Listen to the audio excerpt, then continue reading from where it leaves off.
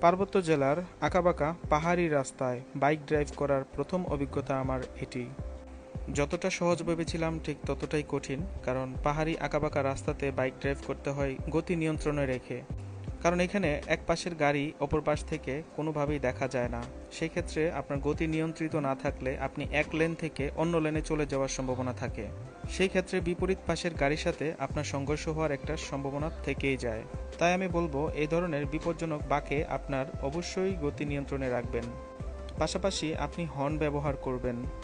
আর যদি কখনো বৃষ্টিতে পাহাড়ি রাস্তাতে যান তাহলে অবশ্যই এক্সট্রা সতর্কতা অবলম্বন করে বাইক চালাবেন। পাহাড়ি রাস্তাটা বৃষ্টির মধ্যে আরও পিচ্ছিল হয়ে যায়। যাই হোক বন্ধুরা, সব মিলিয়ে হিরো এক্সট্রিম 125R নিয়ে আমার পাহাড়ি এই জার্নিটা সত্যিই রোমাঞ্চকর ছিল এবং মনে রাখার মতো ছিল। তাই এবারের পর থেকে ভেবে নিয়েছি বারবার পাহাড়ে যাব এবং আপনাদের সাথে শেয়ার করব।